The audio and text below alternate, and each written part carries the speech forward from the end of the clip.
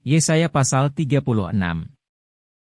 Maka dalam tahun ke-14 zaman Raja Hizkia majulah Sanherib, Raja Asyur, menyerang segala kota berkubu negeri Yehuda, lalu merebutnya. Raja Asyur mengutus juru minuman agung dari Lahis ke Yerusalem kepada Raja Hizkia disertai suatu tentara yang besar. Ia mengambil tempat dekat saluran kolam atas di jalan raya pada padang tukang penatu. Keluarlah mendapatkan dia Eliakim bin Hilkiah, kepala istana, dan Sebna, panitera negara, serta Yoah bin Asaf, bendahara negara. Lalu berkatalah juru minuman agung kepada mereka, baiklah katakan kepada Hizkia, beginilah kata Raja Agung, Raja Asyur, kepercayaan macam apakah yang kau pegang ini? Kau kira bahwa hanya ucapan bibir saja dapat merupakan rencana dan kekuatan untuk perang? Sekarang, kepada siapa engkau berharap, maka engkau memberontak terhadap aku? Sesungguhnya, engkau berharap kepada tongkat bambu yang patah terkulai itu, yaitu Mesir, yang akan menusuk dan menembus tangan orang yang bertopang kepadanya. Begitulah keadaan Fir'aun, Raja Mesir, bagi semua orang yang berharap kepadanya.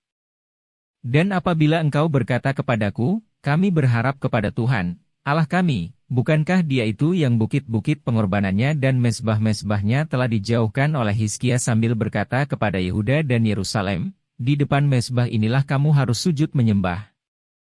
Maka sekarang, baiklah bertaruh dengan tuanku, Raja Asyur, aku akan memberikan 2.000 ekor kuda kepadamu, jika engkau sanggup memberikan dari pihakmu orang-orang yang mengendarainya.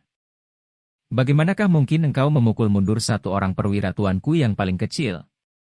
Padahal engkau berharap kepada Mesir dalam hal kereta dan orang-orang berkuda.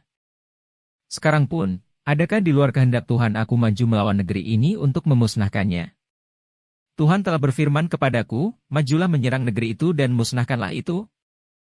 Lalu berkatalah Eliakim, Sebna dan Yoah kepada juru minuman agung, silakan berbicara dalam bahasa Aram kepada hamba-hambamu ini, sebab kami mengerti, tetapi janganlah berbicara dengan kami dalam bahasa Yehuda sambil didengar oleh rakyat yang ada di atas tembok. Tetapi juru minuman agung berkata, adakah tuanku mengutus aku untuk mengucapkan perkataan-perkataan ini hanya kepada tuanmu dan kepadamu saja? Bukankah juga kepada orang-orang yang duduk di atas tembok, yang memakan tahinya dan meminum air kencingnya bersama-sama dengan kamu? Kemudian berdirilah juru minuman agung dan berserulah ia dengan suara nyaring dalam bahasa Yehuda. Ia berkata, dengarlah perkataan Raja Agung, Raja Asyur. Beginilah kata Raja, janganlah Hizkia memperdayakan kamu, sebab ia tidak sanggup melepaskan kamu. Janganlah Hizkia mengajak kamu berharap kepada Tuhan dengan mengatakan, tentulah Tuhan akan melepaskan kita, kota ini tidak akan diserahkan ke dalam tangan Raja Asyur.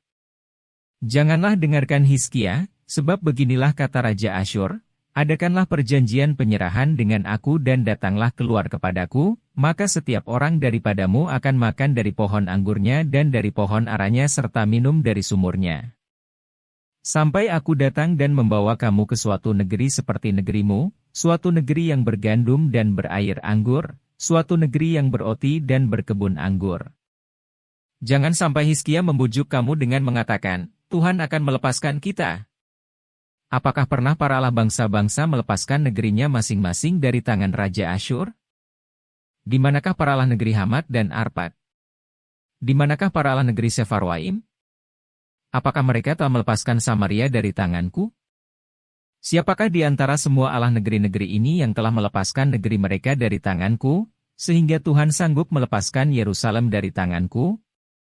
Tetapi orang berdiam diri dan tidak menjawab dia sepatah kata pun, sebab ada perintah raja, bunyinya, jangan kamu menjawab dia.